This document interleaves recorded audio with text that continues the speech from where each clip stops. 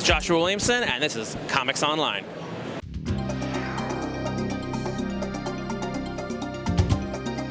Josh, you're writing a very large swath of the DC canon, if you will, right now. You just finished Dark Crisis, you're working on Green Arrow, you're working on Superman, you said Batman and Robin.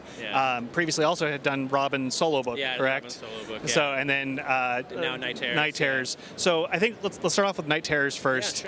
Insomnia is wreaking havoc across the DC universe. Where did the inspiration for this crossover event come from? Well, DC came to us. And they said they wanted a really big summer event. They wanted something that could only last 2 months, but we didn't want multiverse or alternate realities, but we still wanted to do something that involved our characters going into a location, right? And so one day I was literally driving to meet with one of the editors, and the editor, Ben Abernathy, we're really big fans of Nightmare on Elm Street. And so I'm going to go meet with him for beer and pizza, and as I'm driving, I literally am like, Nightmares. Okay, yeah, Freddy. Like, literally it was this thing in my head of like, oh, it's Freddy versus DCU. It's Nightmare on DC Street. Like, all these things came into my head.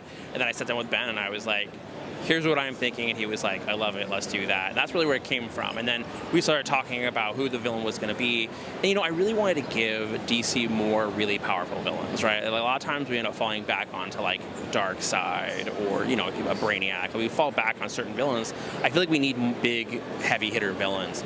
And so we started talking about Insomnia and what his powers were going to be. And we actually, I think, made him maybe a little too powerful, to be honest. But we started really talking about him and his origin. And you'll see his origin in reverse throughout Night Terrors. And one of the things I wanted to do with him is I wanted to make him feel really relatable in a way, right? Like, I wanted you, by the time you got to the ending, that you might look at him and think, oh, he might be right. Like, he's a villain, but maybe he's earned this revenge. Maybe this is something that he's actually, like, you know, because always the best villains are the ones that think they're a hero, right? Those are the best villains who are like, oh, they might be right. Like, that's what I wanted to do with him. So we talked about that a lot, and then Howard Porter did some designs for him, and we talked a lot about the ideas of how, you know, the insomnia of it and what his eyes would look like. Because he cuts his eyelids open, right? He has all those scars around his eyes and stuff. So I want to ask about, you know, doing an event like this. Obviously, you know, you're no novice when it comes to events after having just done Dark Crisis. But the difference with this event is so many titles within the Dawn of DC had just launched. So you've got a couple books that are in issue 1 or 2, and then right into an event.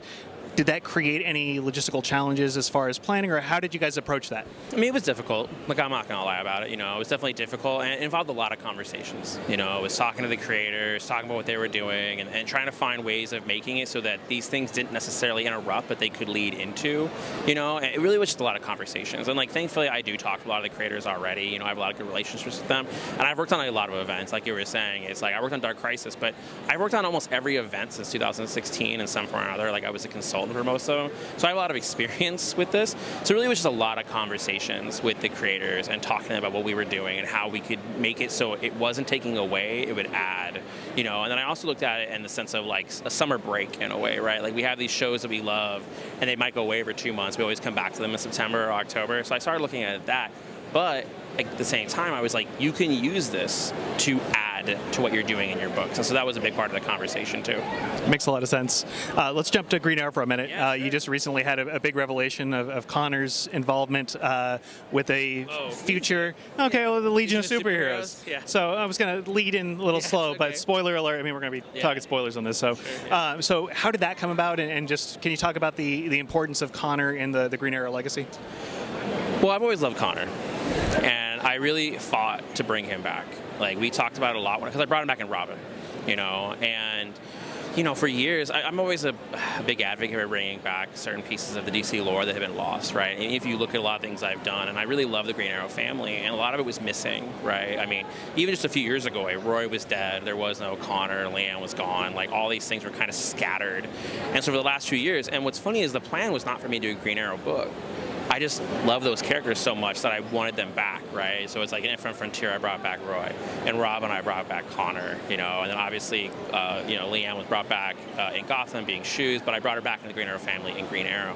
I just really love those characters.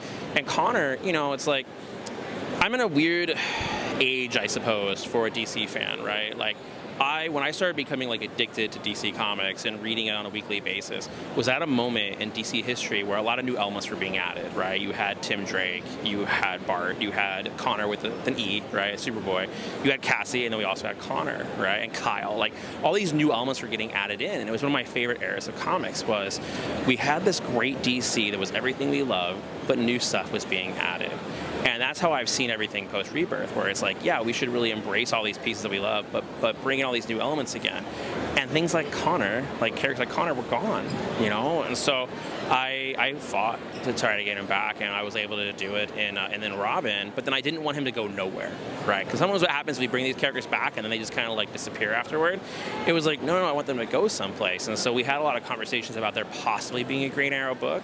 And then as we get in toward the end of Dark Crisis, I had this conversation with DC where I was like, we have a really cool story here where Ollie's going to be lost, we can pick the pieces up.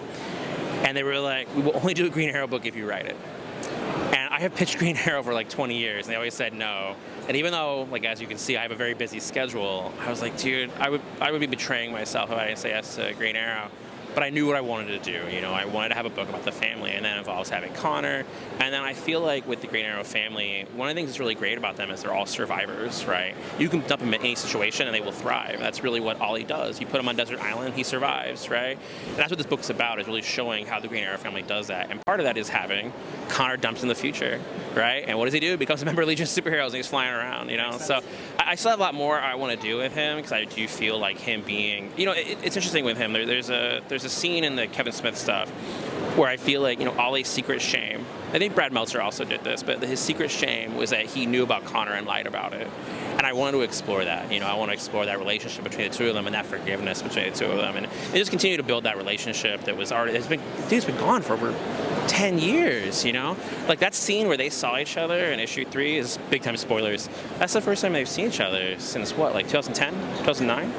You know, so I just want to explore that father-son relationship with these new dynamics and show that he's happy where he is, you know. Connor's always fascinated me because he's such a, like, zen character about everything, you know, but he has his hothead father, right? Like, in Robin, we kind of explored this a little bit, where, you know, Damian and Bruce do have some things in common, but Connor and Ollie can be such opposites. But I don't know, there's a lot more I want to do with him, and you'll get to see as we're going through the book. Fantastic. Let's jump to Superman. Yeah. So, you know, working with Clark and his cast of characters, what was your, I would say, what were your main goals, or what were your pillars that you wanted to make sure you emphasized as you were taking on a book of that caliber? Well, Superman was probably the most intimidating book I've ever worked on.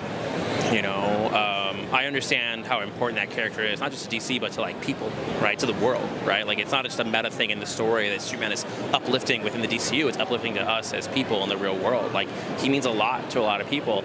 He means a lot to me. So when I was coming to it, you know, I was definitely intimidated by it, but then I started kind of taking a step back and started thinking about him as the farm boy, and started thinking about him as a very human character, right? Like, I think a lot of people put him on this, like, alien pedestal of perfection, and I'm like, no, he's still human. And so I started really approaching everything with him from a human perspective. That's why I have the music and the idea that, like, he likes music, you know, like, we never really talk about that, you know, we never see we do get to occasionally see these parts of Clark that are not just about his powers, it's about the human things that he liked, you know? Like, I think a lot about how Clark was just a kid for the whole first part of his life, you know, until he was a teenager and his power started showing up, right? And he started learning more about, you know, his history and how he was born in Krypton. But before that, he was just a kid, dude. And kids like stuff, you know, like, he's a very human character. So I really wanted to show that part of him. I wanted to show the human parts of him. I really wanted to show his supporting cast. I really wanted to honor everything that came before, right? I really wanted to take all of these classic and all these iconic pieces of him, but also add new, right? So everything is about putting these characters and adding something new, right? So that's like him taking over LexCorp, right? That's like Lois becoming editor-in-chief, you know? It's Lex trying to be his, like, Oracle. It's like taking all these characters and not changing them, not changing their history, but just adding something new to it. Like, let's actually let them take another step, right? And that was really the stuff I was looking at a lot. And you'll see it throughout the book, you know? Like, even when we gave Parasite some new powers, but that isn't the end of Parasite's story. Like, in the annual, we show there is a next step for Parasite. There is a next step for these characters. Same with Silver Banshee, you know? And so we showed who they were, but we also show like there's a next step, like with the relationship with Jimmy. And the same thing with Jimmy, you know, it's like Jimmy being in a serious relationship. That's a step for that guy. Like, you know, he's not settled down, but you know what I mean? He's like actually living with her. Like, that's a next step for them. And so it was about taking all his cast, including himself, and taking a next step with them. So and trying to do something new and fresh. That was all my priorities. It was a lot. I put a lot of thought into that book. So with Night Terrors covering pretty much the entire DC universe, are there any characters you were excited to see the team explore? Obviously, you're helping to architect these things, but more of these other creators, stellar talent jumping into these new books, and some characters they've had some association with, some they haven't.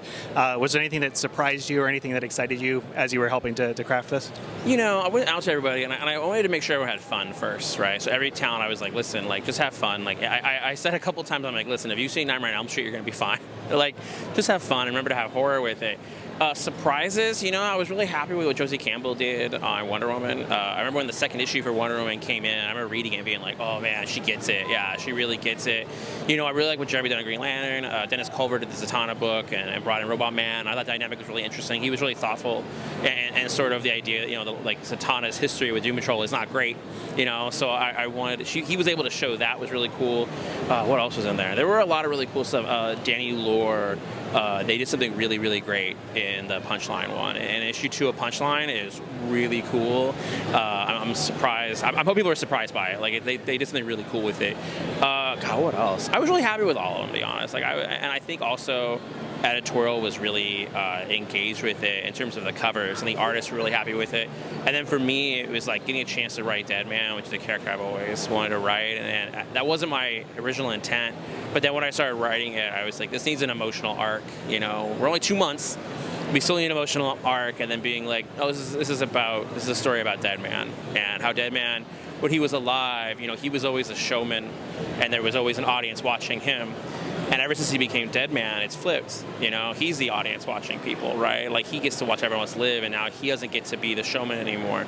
And showing what that did to him, and then asking the real question to Deadman, like, what do you want? Like, what's next for you? You know, and actually asking him that question. And Insomnia poses that question to him repeatedly throughout the series, and Deadman has to answer it at some point. Well, what does he actually want? And that was really surprising to me, like, as a writer, as I started working on it, just where the emotional story took me working on it. But yeah, it's been really fun. I mean, I was happy talking to a lot of the writers, and, you know, everyone was coming up with different stuff. You know, like G. Willow Wilson on Poison Ivy, she was like, I'm going full body horror, and I was like, you do that. Yes, I'm terrified by body horror. Good job. So yeah, it's been really fun. Fantastic. Well, thank you so much for your time. Stay tuned for more DC coverage in San Diego Comic-Con from Comics Online.